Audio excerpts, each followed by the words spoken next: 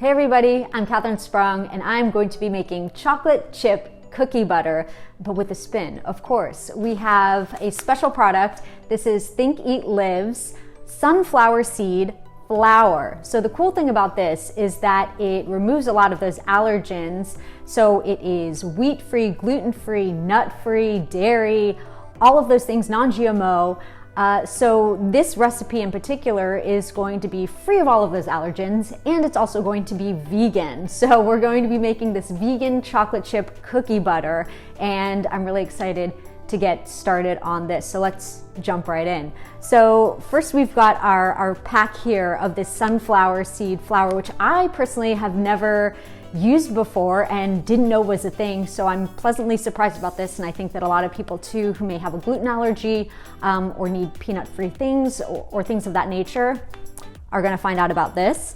We're going to put all of our dry ingredients into the mixing bowl, which would include a full packet of this, which equals 3 cups.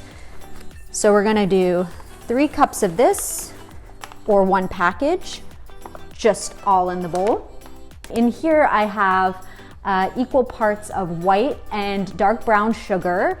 It's 70 grams of each, or a little bit more than 1/4 cup. I believe in a scale, so if you don't have a scale at home, a food scale of that sort, it is such an inexpensive thing to get, and it's a game changer, especially for baking when you need more precise measurements. So it's not a plug for any kind of scale, but I recommend. I also have 1.5 teaspoons of baking powder and 1/2 teaspoon of sea salt. So that's all going in. We'll just give that a quick mix to incorporate all of those things together.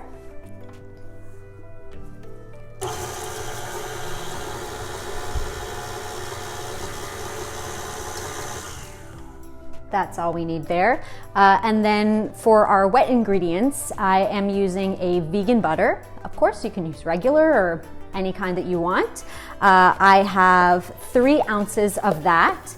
I also have 3 tablespoons of coconut milk. So that is just gonna go right on in.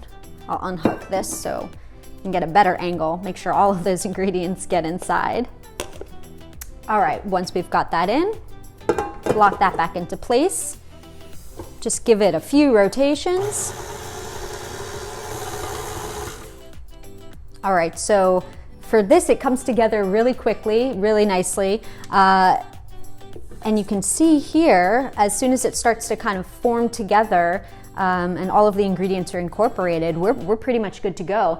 But it wouldn't be chocolate chip cookie recipe without the chocolate chips. So I have here 1/2 cup of semi-sweet chocolate chip, but here we go, we're keeping it classic. So we'll just blend this a little bit to incorporate. And that's it. So now that we've got, whoops, it wants to pop out of the bowl. I understand, it's very exciting. Once we've got our cookie dough right here, it's time for us to scoop it out, put it on our baking sheet. So let's move our mixer, it's done its job, out of the way. I have prepared a baking sheet with a silicone mat. Again, if you do not have one of those, I highly recommend that as a staple in the kitchen. Eco-friendly for baking. If not, parchment paper will be great. So I've got a cookie scoop here, another brilliant tool I love, and we're just going to use that to portion out our cookie dough here.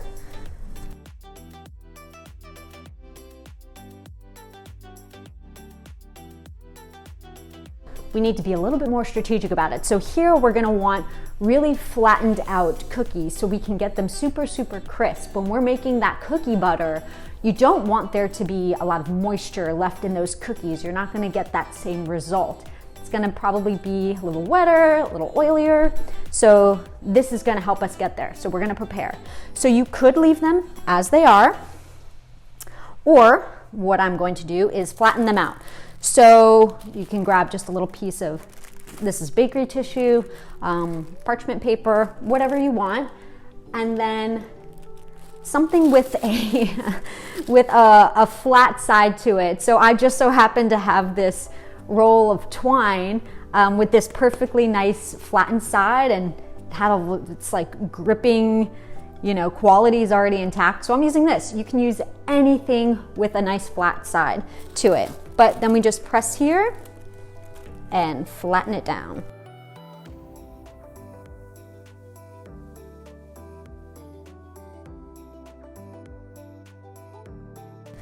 Just like that. So simple. So we're going to take these into an oven that is preheated to 350 degrees Fahrenheit. For this particular recipe, we're gonna do 7 minutes, and then we're gonna rotate it and do an additional 6 minutes. We're gonna wanna look for that really, it's above golden brown, because we're going to be using these when we want them dried out for that cookie butter. So if you want to just eat them as they are, I would recommend 7 minutes and then maybe a couple minutes more, and then they'll be perfect for eating. But for cookie butter, we're gonna go that other way. 7 minutes in, rotate, 6 minutes, and they will be ready for our next step.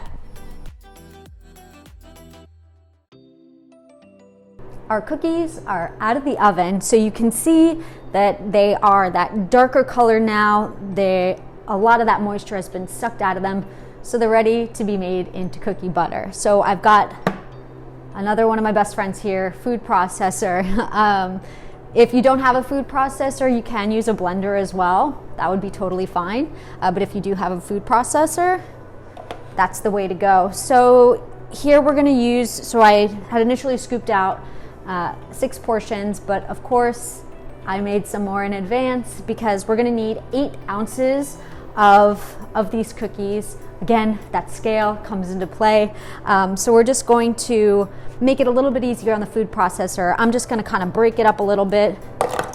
Nothing too crazy, just into pieces so that it's ready to go.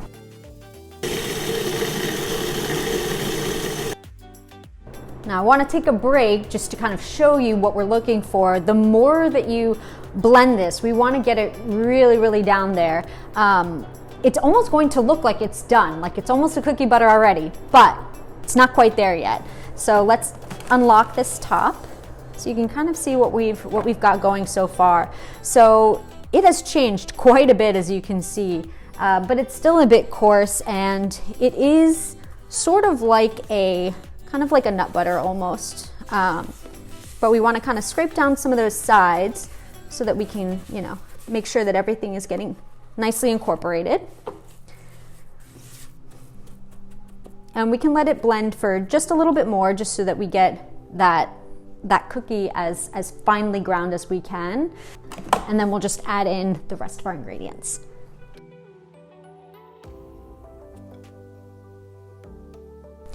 So here I just have a half a cup of coconut oil, and I have a 1/4 cup of brown sugar. I'm just adding that in to the coconut oil, if it'll want to get out of there.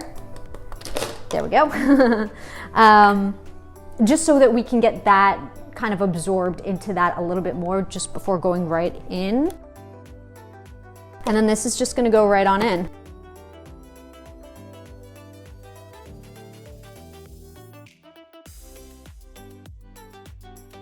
It's all blended, but what we're going to do is then you can transfer this into a jar or a container, pop it into the refrigerator for a bit so it'll cool. That coconut oil is going to firm up, and that's what's going to give it, once it gets back to room temperature, that nice kind of cookie butter consistency. So I've already done just that. I would never leave you hanging. So I've got it already bottled up in here, and you can see kind of what a difference that is. So I've already kind of dug into it. You have to try it, right? How do you use this? Okay, you can just get a spoon, call it a day. That's probably my number one suggestion. Or you can take some of the cookies that you baked, dunk those in for a very like meta vibe. Or if you want to go maybe a little bit healthier, some apple slices with that would just be fabulous. So your imagination can go wild how you want to use this, but it's super easy to do, as you can see. And when you want to store it, you can really just store it either in the fridge if you want to do that, let it come back to room temperature when you're ready to eat it, or you probably won't last you that long. It's not too much. You can just leave it at room temperature and it'll be perfect, like spreadable texture. So that is the chocolate chip cookie butter made from our sunflower seed flour. Hope you guys enjoyed. Hope you guys have fun making your own variations at home, however you decide to do it. And I'll catch you next time.